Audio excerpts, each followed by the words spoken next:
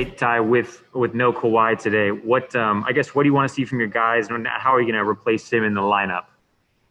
Luke's going to start. Luke Kennard, not Lou.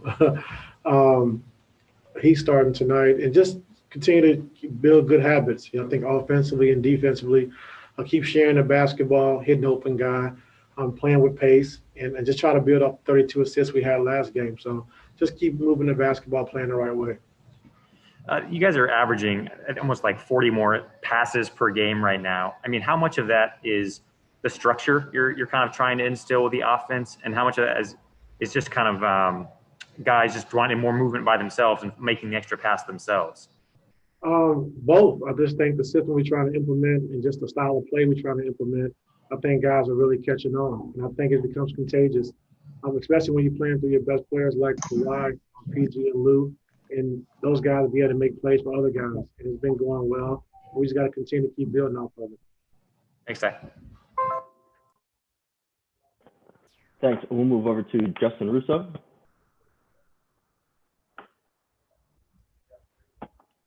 Justin. Sorry about that. I was trying to unmute. Hi, Coach. Good afternoon. How you doing? Good, thank you.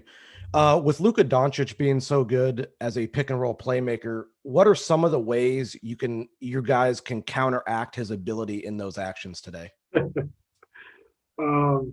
He's a great player, so we just got to mix it up. I don't think we can give him the same look, a steady diet of the same thing. So we got to be able to blitz a little bit, be able to switch a little bit, be able to do a lot of different things because he's dynamic with the basketball. We know that. And having the number one offense in NBA history last year, with him controlling it, it puts you in some tough situations. So we just got to continue to mix it up on him, not show him the same look, every single possession. Move over to Cam. Hey, Coach.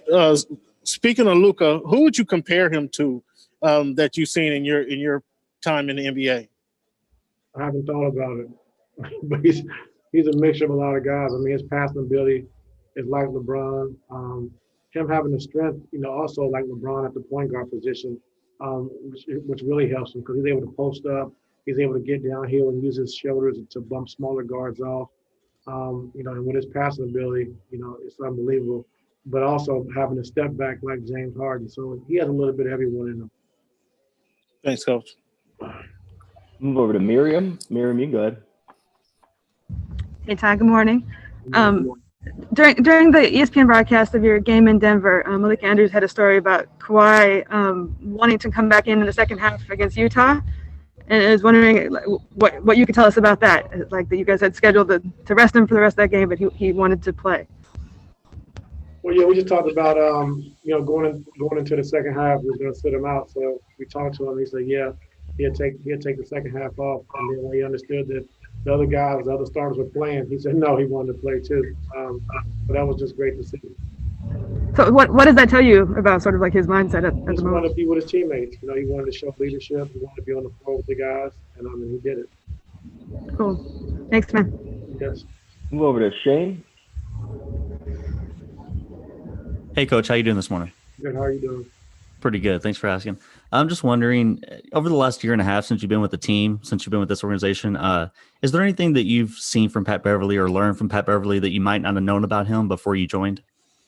Well, I knew beforehand just how tough he was and how he played, and bringing that energy every night. But Pat, just knowing he's a winner, like coming in every single night, giving what he gives on the defensive end, of competing, of bringing that energy and effort.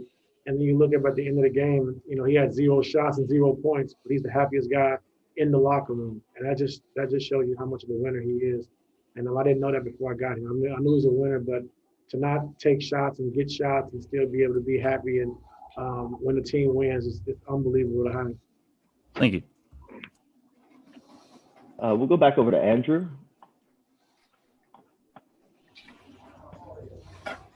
Ty, you're coming off the first road trip of the year. Obviously, it's so different than any other road trip you've been part of because of all the protocols and regulations. Can you just walk us through what that was like? How different did it feel from what you've been used to for the last 20 years of your NBA life?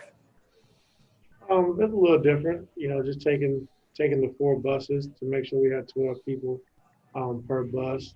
I think not being able to meet as a group and as a staff, in the meeting rooms we usually have, that was different. Not being able to eat lunch or breakfast after shooting around together and just getting our bags to go. That was different as well. But it's not that big. It's not a drastic change. Just being more to yourself, I guess, than being in bigger groups. But our guys handled it well, and like I said, all year we got to learn to adapt. And then just to follow up on Kawhi, I should have asked this earlier, but is there any kind of time frame for kind of what you expect he might be able to come back? Hopefully he's fine. I'm not sure yet though. Okay, thanks, Ty. We got time for one more. Garrett, you can go ahead. Hey, Ty, good afternoon. There have been a few guys that have run into foul trouble pretty early on in these first few games. I'm just wondering how or if that's been approached in practice, or if you think that might work itself out over time.